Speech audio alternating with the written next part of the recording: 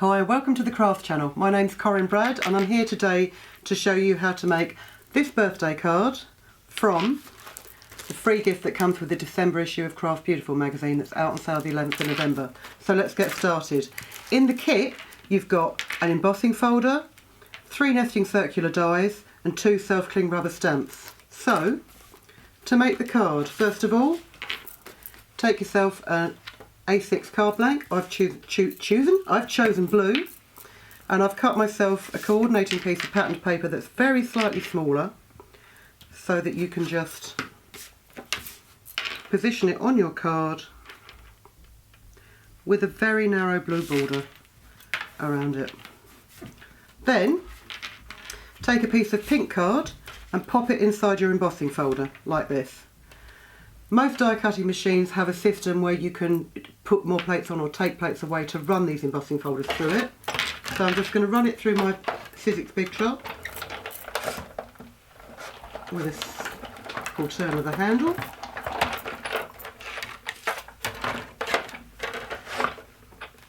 And when you open it up, you have an embossed design. It's like a basket weave design. Now you can either use it so the basket weave is debossed, or you can flip it over and use it so it's embossed. I'm going to use the debossed side, and I'm very quickly just going to trim around the edges to get rid of the excess card and give a neat border.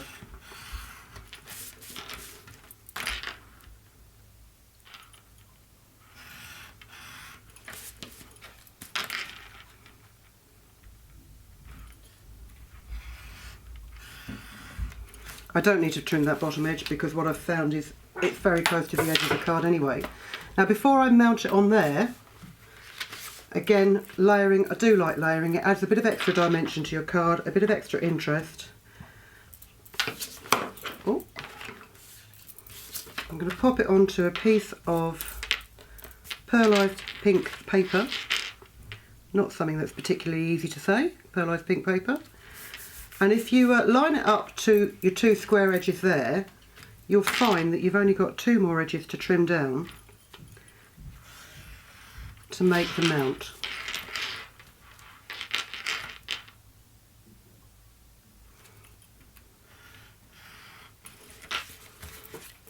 And in that card I've fixed that on there with 3D foam pads, but just for speed I'm just going to pop it on there with a bit of glue. Make sure your card's the right way round. And then just put it slightly towards the top so you've got a larger gap at the bottom. So that's your basic base for your card blank. Now what I'm going to do is I'm going to do the printing. So plain white card,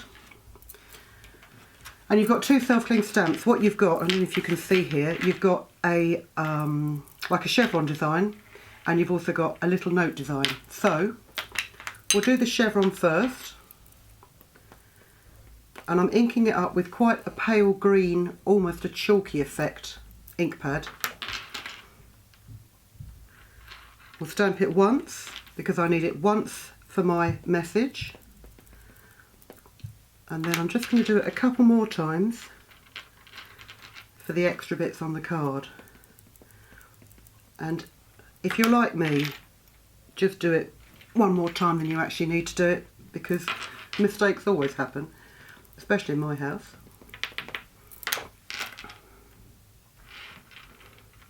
So they're your backgrounds in a pale colour.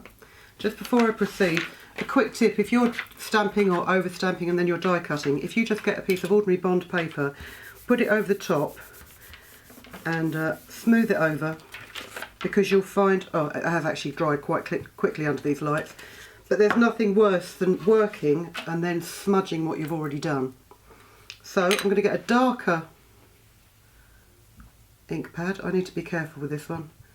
I dropped this down my front the other day, and because it's a decent ink pad, it won't come out my clothes anymore. If you have to get your head right on top of it now, because what you want to do is you want to get this motif right in the middle of that motif to stamp it out.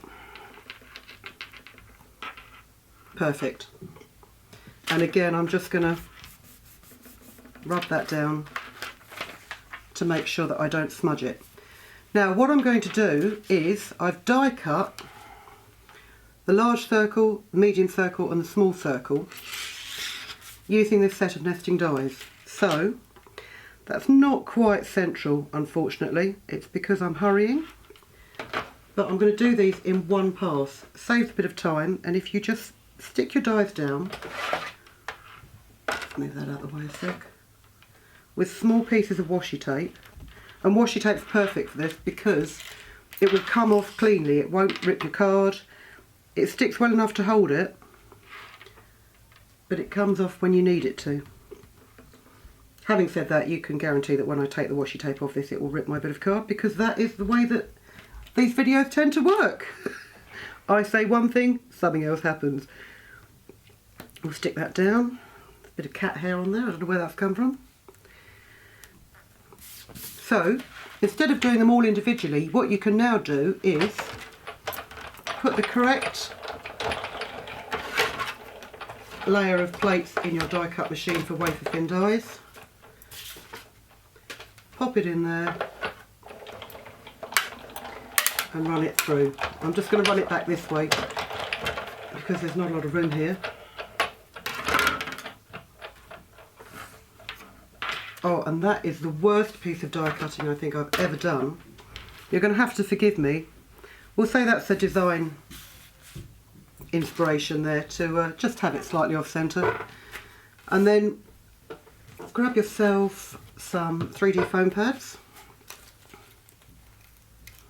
I'm just going to use one on each one, but for a card that you're going to pop through the post, you might want to make it a little bit more secure. And you can just line this up centrally by eye. One.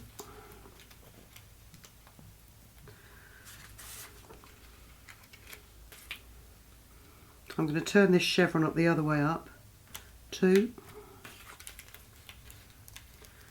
Oh, foam pads are a lot easier to get off the sheet when you've actually got a thumbnail.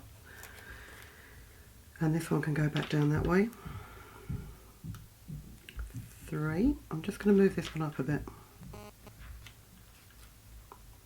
Stuck that down too well, haven't I? Okay. So, for the final piece of your card, if you take your embossing folder again, and this time we'll use a bit of blue card just for the happy birthday sentiment that's at the bottom of your embossing folder. Move your plates.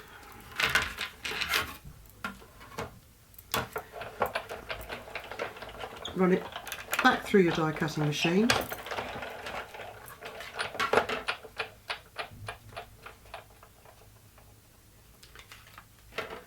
And then just very quickly what I'm going to do to highlight, because you possibly can't see that on there, the embossed design, to highlight that embossing, I'm just going to scrape an ink pad over the top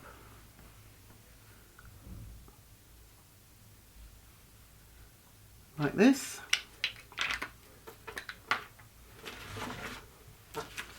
Let's just blot that ink before I go any further. See what I mean? You can get quite a lot of ink come off it if you're not careful, especially if you're heavy-handed. And then I'm going to do, oh, that's the most drunken piece of embossing I've ever done. Let's just trim that up.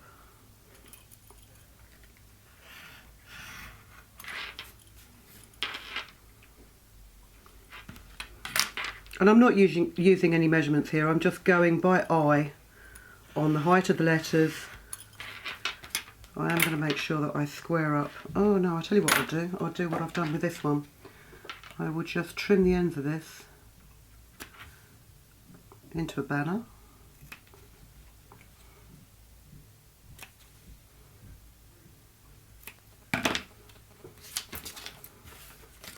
And then get the reliable glue stick out.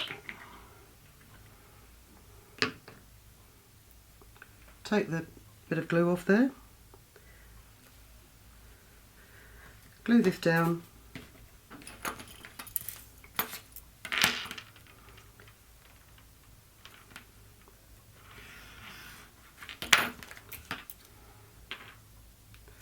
And again, just do it with a pair of scissors. when you're using paper crafting scissors, I've actually found through experience that a longer pair of scissors is a lot easier to use for fiddly things, and I don't get why. These are about, what are they? 8-inch long scissors, and when I first used them they felt to me like wallpaper shears. They were so big, but actually you get a lot more control with a longer blade. Whether it's the balance on it, I don't know, but it's worth bearing in mind. Sometimes fiddly little scissors, they make your hands cramp up and you can't work properly. So then that sentiment would just go across the bottom here on foam pads. So see, I've been a bit heavy handed with the ink here. A card made in a few minutes with the kit that comes free with December issue of Craft Beautiful magazine. As I say, it's out on sale the 11th of November. Go out and grab your copy as soon as you can. And thanks for watching. Hey, if you've been inspired to make, please share your craft in the comments. And if you've enjoyed the video, hit the like button below. Do you want to see more from us at the Craft channel? Then hit subscribe. See you next time.